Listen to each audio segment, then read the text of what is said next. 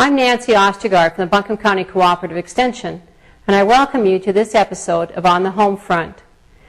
And during this episode, we're going to talk about various ways where you can save money on your utility bills.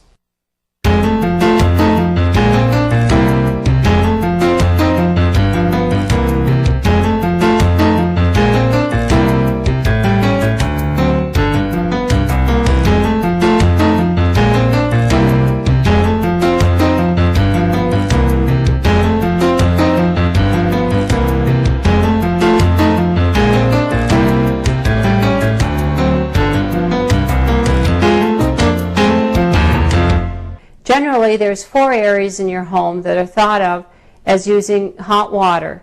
They are the faucets, the showers, the dishwasher, and the washing machine.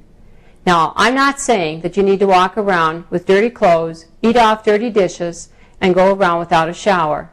But there are some different areas that you can make some simple applications to be able to cut down in all those areas.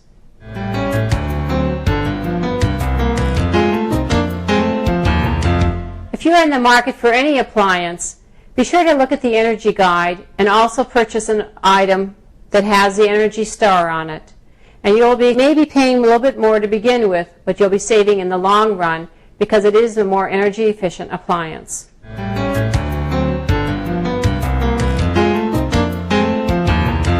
A quick test to help you determine if you could make use of or save money by having a low flow shower head is by running water into a bucket. Turn the shower on for the same amount of pressure, water pressure that you would have during a shower.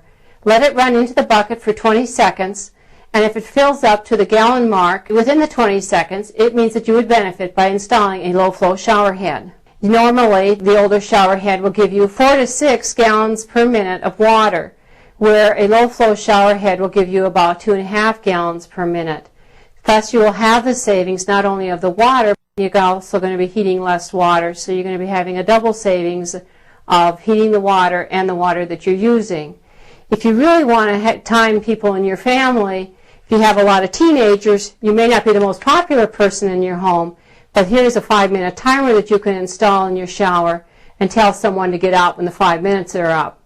But I'm not saying that I don't think that you may get the award of the year, but this might be something that would also work in some families. Also, moving to the sinks, if you have a normal aerator that would get 4 to 6 gallons per minute, if you have an older aerator, the newer aerators are now getting about 1.5 gallons per minute, and if you get a good quality low flow aerator, you're not going to be noticing any difference in the water flow.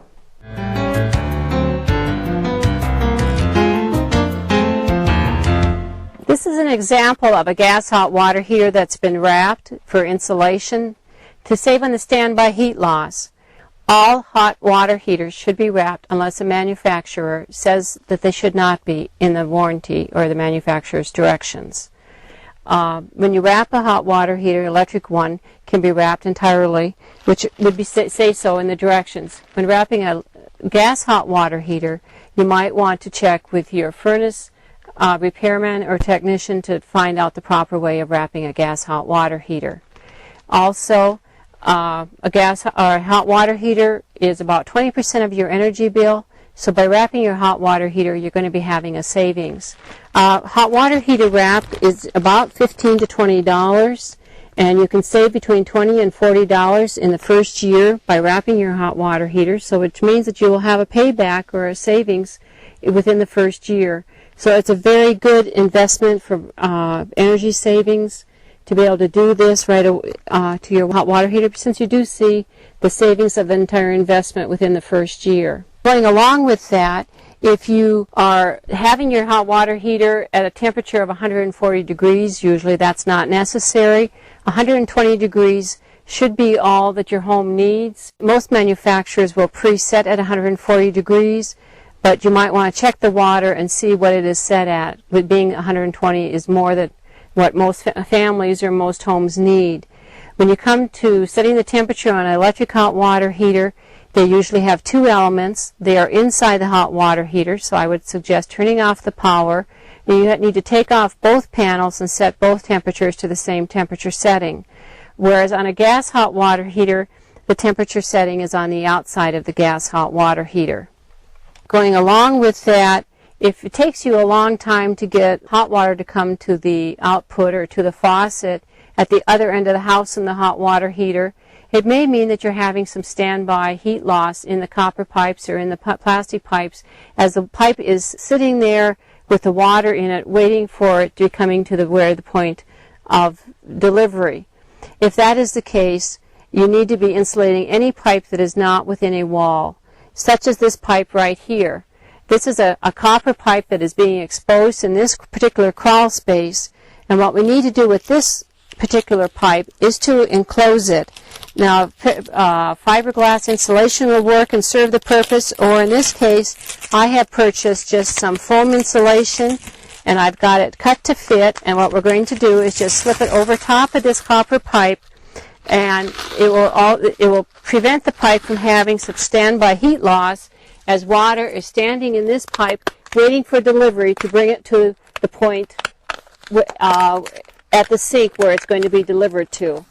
So again, any pipe that is not in, any water pipe I should say, that is not inside of a wall needs to be covered up with pipe insulation to prevent the standby heat loss.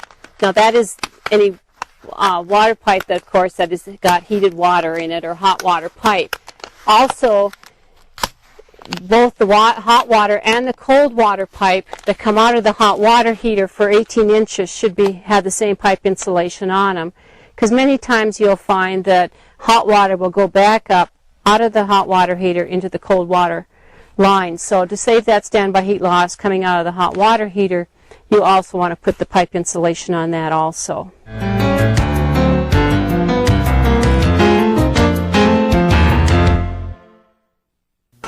Don't walk. Don't walk. Walk. Do not enter. Hot dogs. Definitely like hot dogs. Motorcycle club. Everything must go. Ghostly ghouls. Don't look at that, Teddy. Body piercing. Ouch.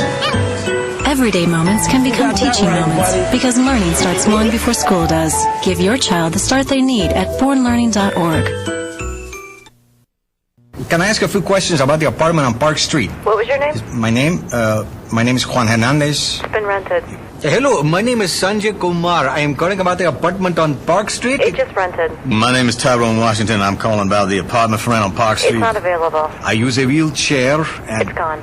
Hello, my name is Graham Wellington. I'm calling about the apartment for rent on Park Street. Is that still available? Yes, it is. What is? Housing discrimination is illegal. If you think you've been a victim, call us.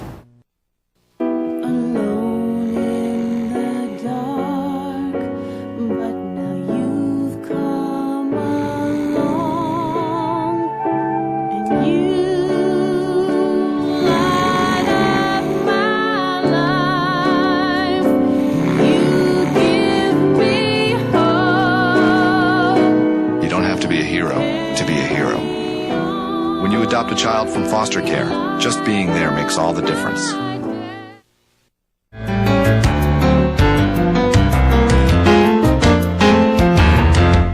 Do you have the old manual thermostat in your home?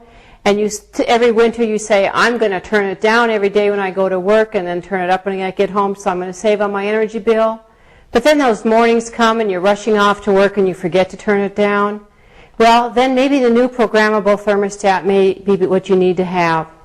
There are several different types on the market for general heating systems. The programmable thermostat can be programmed for every day on a daily basis, that you can have, if weekends different from the weekday, that if you have a certain day of the week that you're off other than the weekend, that day can be programmed differently also. And my only recommendation would be is to do your homework so you know what programmable thermostat would work for your heating system.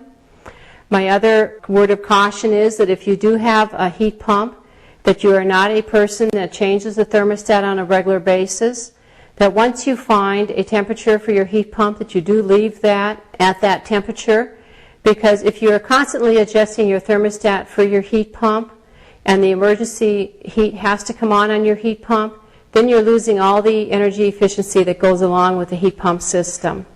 So you need to find the heating temperature that is good for you and then leave it at that temperature.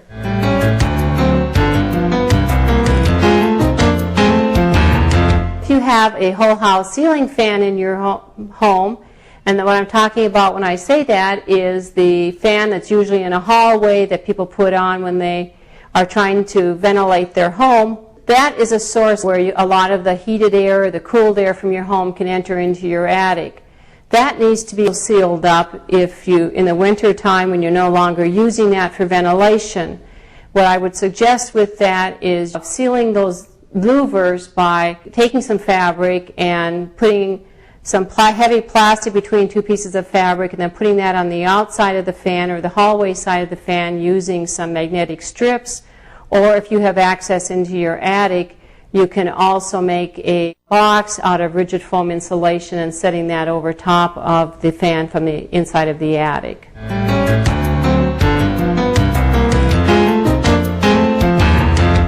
If you've not yet purchased any compact fluorescents for your home, it's another idea that will save you money.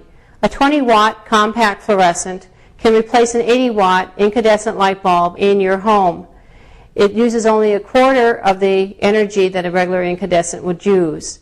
Also, it will last 10,000 hours, which will give you a lifetime savings over purchasing several incandescent light bulbs. Purchasing a compact fluorescent will also help the environment because it will save having to burn less fossil fuels. If you are looking for making replacements for more energy efficient lighting in your home, you can contact the Extension office and we have some replacement sheets available that we would be happy to mail out to you. So you can call us and you'll get a free replacement list for replacing the lighting in your home. Okay. If you'd like any additional information on anything that you've seen during this episode of On the Home Front, please contact the Extension Center at 255-5522 or stop by and see us at 94 Cox Avenue.